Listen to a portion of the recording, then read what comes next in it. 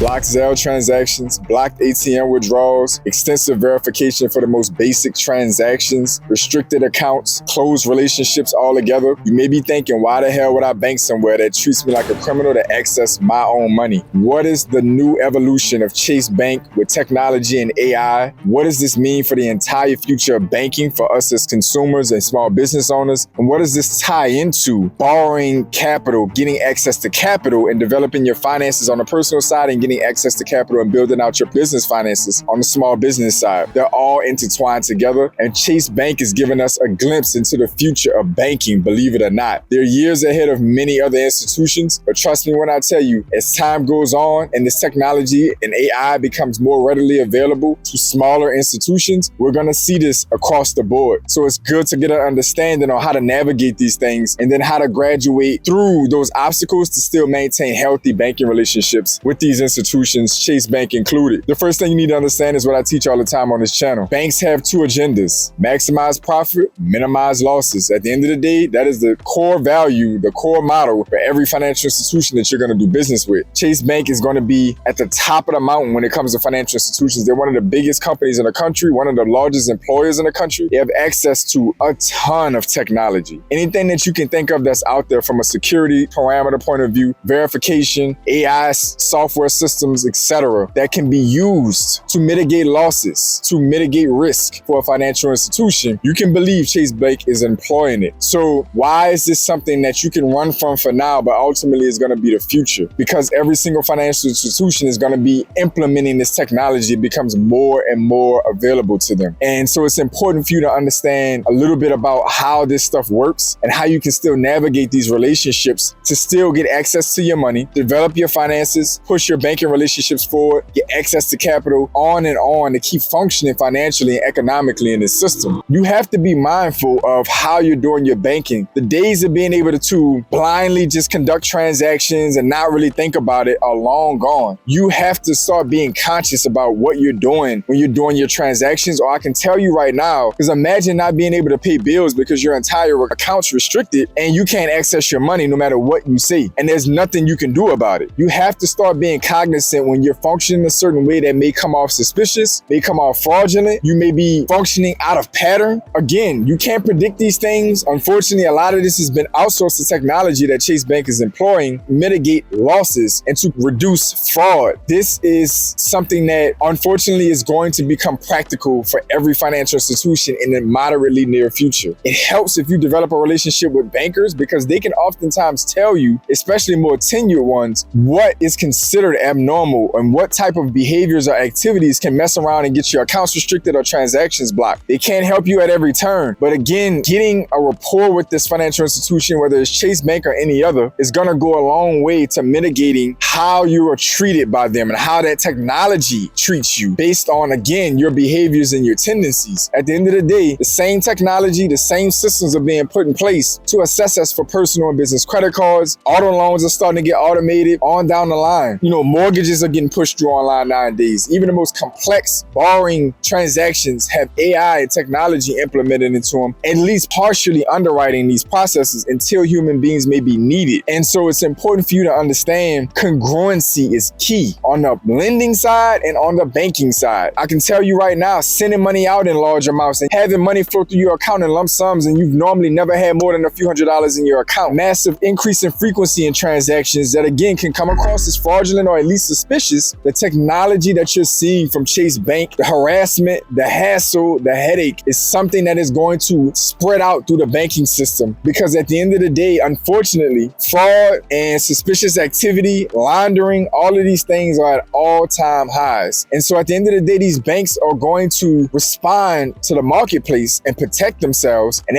if it's at your expense, they don't give a damn. So all I'm doing to drop this video is to get you to understand is I have had a long-standing banking relationship with a few different large institutions, Chase Bank being one of them. I've been very fortunate to this point to have minimal hiccups with transaction blockage, frozen accounts, locked up debit cards, etc., because I have a very, very fixed routine around my finances for the most part. And when I make abnormal transactions that come along, they're typically verifiable and pretty easily understood once they're cross-examined. I don't have much going on that the bank can look at it and say, when he started doing that, where did that come from? You know, at the end of the day, when did you start doing business with these people? All of this is either suspicious or low profitability or high risk behavior. At the end of the day, all I can tell you is if you want your money to continue to flow somewhere, because again, you're seeing it from Chase Bank as the spearhead, but it's coming down the line for all of these financial institutions. And you're going to look up, if you want your money to keep flowing on a personal side, and heavens forbid, if you got a small business and your money gets locked up, tied up, at the end of the day, you're going to be sitting there thinking like, damn, I should have learned how to navigate this system. I should have studied this better. I should have made a better relationship with my bank and bankers. At the end of the day, don't take this for granted. I'm giving you a small forewarning. Again, I work in the banking system as well as a consumer and small business running through the banking system on all sides of it. I'm telling you right now, this is a trend that is going to move forward with all financial institutions across the board. You're starting to see this happen with non-bank companies where they're doing all this different verification. Your cell phone companies, for instance, a lot of you can relate to this. It's going to be the norm. Learn how to function to not look illegitimate or suspicious. Learn how to develop relationships with your bankers so you can call people on speed dial, send out emails, and quickly get responses to get help. Become known to your financial institution, known to your bank and local branches, because it makes a difference. You being able to say, oh, that's such and such. Your banker says, oh, I know who that is. I can override and get that transaction approved. I can help get that restriction lifted. That makes a difference. It's the same thing when you're building out relationship banking to borrow. Same philosophy. The more familiar you are, the more congruent you are, the better results are going to be, the more trustworthy you are. That's ultimately grading the integrity of you as a person, your financial behavior, your financial reputation, and your integrity. And at the end of the day, if you want an opportunity to minimize the headaches, the potential risks to your finances, being restricted, blacklisted, completely relationships closed down, denied for constant access to capital, denied for loans, denied for credit cards, on down the line, I suggest that you learn how to navigate the system and start paying attention on how to avoid looking high risk, looking illegitimate. Make sure that you are functioning in a way that the financial system can see you as a trustworthy client, ultimately. Comment down below and let me know what your experiences have been. This should be something I know the majority of you have had experience with, but you're having issues with your banks, or maybe you haven't and you understand what you're doing to minimize or limit having these issues with your bank, especially Chase Bank. Comment down below and let me know what this has been like for you. Any tricks, tactics, or strategies that are legitimate and ethical that others can employ to minimize the headache that I did not cover in this video. To all my pioneers, welcome back. To my new viewers, welcome in. I want you to keep supporting the channel so this channel can keep supporting you. I'm going to be putting another video up in the card section somewhere up in the top for you guys to continue to learn more about myself, learn more about the channel, and continue to educate yourself to advance your personal and your business finances. I want each of you to stay focused, stay in motion. I'll see y'all soon.